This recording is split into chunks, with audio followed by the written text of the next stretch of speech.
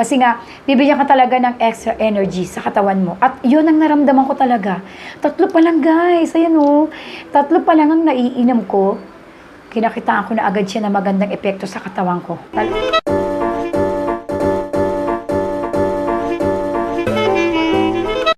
Hello everyone! Welcome back again dito sa ating channel. Ayan, pasok kayo. Siyempre, pagpasok nyo, huwag kalimutang mag-subscribe dito sa aking channel. I-click ang subscribe button sa baba ng video to. And yung maliit na bell button, pakiclick po yan para sa tuwing meron ako mga bagong videos na i-upload dito sa aking channel, meron pong notification na darating sa inyo. Meron ako second channel ha, huwag nyo kalimutan, please. Pa-subscribe naman po ng aking second channel. Ang link ng aking second channel nasa may baba, sa may description box sa baba ng video to. Kung minsan yun yung ginagamit kong pang-reply or pang-comment sa mga, tama ba? Pang-reply sa mga comment nyo. Yun yung ginagamit ko kung minsan para naman malaman nyo na meron akong second channel. So, ayan. Anong nakaraan, meron akong ni-review na kape ng MX3. Yun yung MX3 Coffee Mix. Ayan. Tinaray ko siya kasi nga, hindi talaga kami nagkakape dito sa bahay. As in, wala. Wala kaming asukal, wala kaming kape. Kasi nga ako, pag umiinom ako ng kape, nagpapalpitate ako. Yung ganun, no, tug-tug-tug yung puso ko hanggang sa nahihirapan akong huminga. Kaya wala talaga kayong makikitang kape dito sa amin. Wala talaga. Kahit yung mga anak ko, mas mabuti pang uminom na lang kami ng tubig sa agahan kaysa magkape talaga. Okay pa yung ganun. So, hindi naman talaga yung kape na yun ang pinapakay ko sa MX3. Ang pakay ko talaga sa MX3 ay etong kanilang capsule. Ayan. Yung asawa ko kasi tumawag. Sabi niya sa akin, yung asawa ko is OFW. Sabi niya, mag-try ka ng mga herbal kasi alam mo na, tumatanda tayo. Sabi niya gano'n, kailangan yung lakas natin, yung energy natin, hindi yan nauubos. Saka, mas maganda yung hahaba yung buhay natin para sa mga anak natin. Alam mo, bas yung isipan ng asawa ko eh. So, sabi niya, itry mo sa MX3 kasi siya, kahit nandun siya sa ibang bansa, ang hilig niya maghanap ng mga herbal. Tapos, sasabihin niya sa akin. Tapos, eto yung sinabi niya sa akin, itry mo si MX3, sabi niya ganun. Tingnan mo kung magkano kasi ang daming mga magagandang reviews, mga magagandang feedbacks na mga uminom at mga nakatry na maganda daw yan. At ang kagandahan pa nito, gawa yan sa Pilipinas. Sabi nga ng asawa ko, kaya siguradong magandang quality. Alam nyo naman na ang Pilipinas ay isa sa merong pinakamagandang quality pagdating sa mga pagpuproduce ng mga produkto. Kahit ano pa yan, basta isa ang Pilipinas sa may magandang quality talaga. Siyempre, naging worker din ako kaya alam ko yan. So, yun na nga. Ito si MX3 Plus Capsule. Actually, meron silang isa pa nito, yung plain na tinatawag na 60 capsule naman ang laman. Ito kasi, 30 capsule lang yung laman niya. Ayan. Ang nangyari niya, nung pagka-kausap ko sa asawa ko, pumunta na ako sa Watson. Nagtanong ako doon kasi gusto ko muna trial pack muna. Siyempre, itatry ko muna. Kaya lang, nakakalungkot wala silang trial pack. Tapos, ang nandun pa sa Watson, yung 60 capsule nila, ang sakit na lalamunan ko. Guys, pasensya na kayo. Meron kasi akong ubo. Nagagas kasi tuwing nagsasalita ako. Sakit. So, ayun na nga. Sorry. Sabi sa akin nung sales lady doon sa Watson, ma'am, wala po kaming 30 pieces, 60 lang. Tapos ang mahal niya, nasa 1,000 plus siya. So sabi ko, ma'am, hindi maging effective sa akin yan. Sayang naman yung 1K ko. Tapos sabi ko, punta ako sa Mercury. Ganun din, wala rin silang tig 30 capsule or sa madaling salita, wala silang ganito. MX3 Plus capsule, wala silang ganito. Sa South Star, pumunta rin ako, wala rin silang ganito. Hindi ko alam, parang nag-usap-usap, no? Sa generic store, pumunta rin ako, wala rin daw silang ganyan. So, ginawa ko, naganap ako sa website dahil nakagustuhan ng asawa ko na ito yung inumin ko. Napapunta ako sa website ng MX3. Pumunta ako doon, napakasaya ko. Kasi meron silang promo ngayon. Ayan, kung kayo ay nagbabalak na uminom ng MX3, hindi po ito sponsored. Baka sabihin nyo sponsored, hindi po. Malay nyo naman, MX3. Ano naman yun? So, ayun na. Meron silang ngayon, buy one take one. Ito nga lang yung bibiliin ko. Meron siyang free na kape. Yun nga yung ininom kong kape. Tapos meron pa siyang free na 2 capsule na hindi ko pa naiinom na doon sa sobre. Actually, nandito yung sobre nila. Nasaan na ba yun? Ito yung sobre nila. Ayan, nilagay ko sa drawer ko. Ayan. Tapos may kasama pa siyang mga leaflets. And then, ayan. Ayan, may kasama siyang ganyan. Ayan, yan lang. Babasahin nyo. Nandito kasi yung mga patotoo ng iba. Yung mga ibang nakainom na andyan. So, ayan.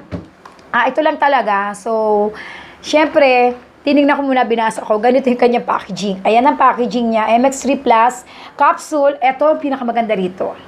Dahil gusto ko mabang buhay ko at syempre at the same time, gusto ko maging sexy. Kasi ang taba ko na talaga. Simula nung balis ako sa trabaho ko, grabe, tumaba talaga ako ng bonggacious. Syempre sa bahay lang ako, kumakain ako ng dami-dami. Pag stress ka, kain lang na kain, ayan, ang taba-taba ko na. Anyway, okay lang naman kahit tumaba ako kasi okay lang, papayat pa rin. Fighting spirit, papayat pa rin. Ito pa isa nagustuhan ko. Kasi meron siyang L-carnitine. Alam niyo naman ang L-carnitine na isa yan sa nakakatulong para makapagpapayat ng ating katawan. Lalo na kung mahihiyang sa inyo, di ba? So, yun na nga. Sabi ko, okay ito sabi ko gano'n. So, ganito yung itsura niya. Ayan. Tapos, sa likod niya, same lang din. And then, same lang din dito. And then, sa likod niya, ayan lang din. Proud product ng Pilipinas. Ayan, dapat maging proud tayo. At gamitin natin yung sariling gawa talaga ng mga Pilipinas, ng mga Pilipino, Pilipina na kagaya natin. By the way, si MX3 ay gawa sa mangosteen. Ayan nga. Pakita ko sa inyo yung laman ha. Ganito yung laman niya. Meron siyang 30 capsule, 3 kasi tig sa 10 siya. Nainom ko na siya yung 3, kaya meron na ako masasabi sa inyong partial na review tungkol dito kay MX3 kung maganda ba siya. So, eto na.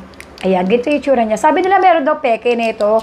So, mas maganda sa mga, nila, nasaan na ba yun? Mas maganda na bibili kayo sa Mercury, sa Southstar, saan na ba yun? Wala pala rito. Ay, ito pala sa leaflet. Ito. Mas maganda na bibili kayo sa Watson, sa Rose Pharmacy, sa Southstar, sa Mercury, and then sa Generic Pharmacy. Ayan, nakalagay. Diyan kayo bumili para siguradong, hindi kayo mapepeke. Kasi may peke daw na ito base sa napanood ko. So, ako buti na sa website ako napunta. Ganito ang itsura niya. Ayan. Ganyan ang kulay na, ano ba? Ayan. Ganyan ang itsura ng capsule niya. Brown siya. Tapos, dito sa likod nakalagay yung MX3. MX3 with L-carnitine plus. Yun nakalagay. Tapos, nakatatak din dyan yung kanyang expiration date sa June 4, 2020 pa. Sobrang tagal pa. Bago pa mag-June 4, ubus ko na to. So, ayan na siya. 2020 pa ang expiration date. Ayan. Tapos, sa pinaka-capsule niya, meron din siyang nakasulat na MX3 Plus. Kita ba? Ayan. MX3 Plus. Nakatatlong inom na ako nito. Iniinom ko siya. Actually, tumawag sa akin may tumawag kasi sa akin na tiga MX3. Parang kinonfirm nila yung order ko kung itutuloy ko ba o hindi. So, sabi ko, opo ate, itutuloy ko. Tapos, tinanong ko na rin siya kung paano ko ba siya iinumin. Sabi niya, inumin niyo siya bago kayo kumain. 30 minutes bago kayo kumain. Kasi nakakatulong din ito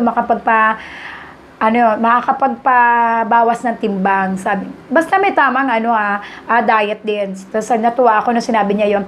Sabi ko, ilang beses po sa isang araw? Sabi niya, pwedeng twice or pwedeng 3. Sabi niya ganun. Dahil 30 lang to, once a day ko lang siya iniinom. Yun naman ang nakalagay rito. Recommend for use is once a day. Pero sabi natin, pwedeng 2, pwedeng 3. By the way guys, yung expiration date, ayan sa kabilang gilid.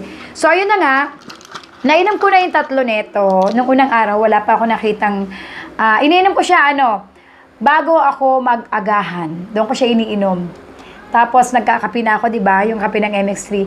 Alam niyo ba, 3 pa lang yung naiinom ko. Meron na agad ako masasabi. Dapat hindi ko ito gagawa ng review ngayon Meron na agad ako masasabi sa inyo na feeling ko is maganda na nararamdaman ko sa pag-inom ko kay MX3. Napansin ko sa kanya na naging pawisin ako.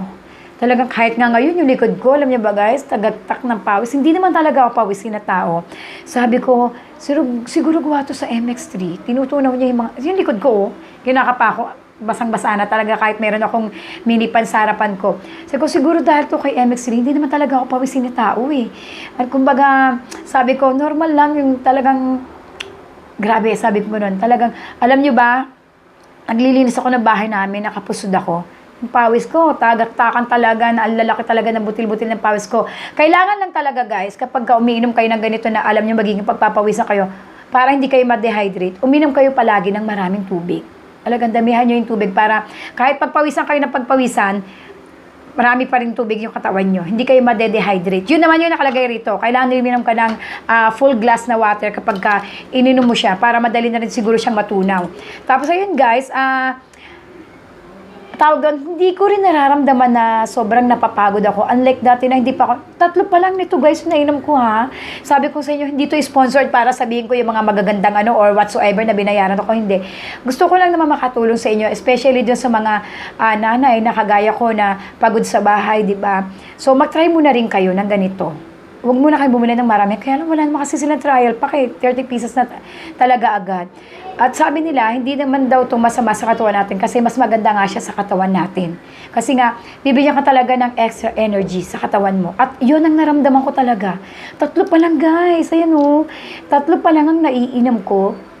Kinakitaan ko na agad siya na magandang epekto sa katawan ko. Talagang, yung pawis ko, ngayon yung pawis ko, bata sa kilikili ko, pinagpapawisan yung kilikili ko, hindi naman talaga ako pawisin. Diba? Sabi ko sa inyo, dry talaga ako. Pero simula na ininom ko siya, ayan, naging pawisin ako. Sabi ko, nagsisimula ng matunaw ang mga taba-taba ko. Kasi, ang taba ko po.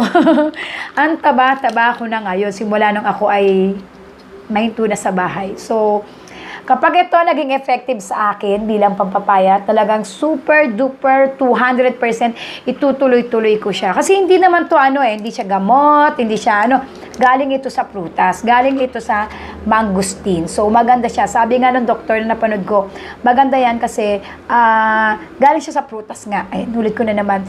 Galing siya sa prutas kaya walang overdose na mangyayari sa inyo. Ayun yung sinabi niya. Tapos, ano pa ba?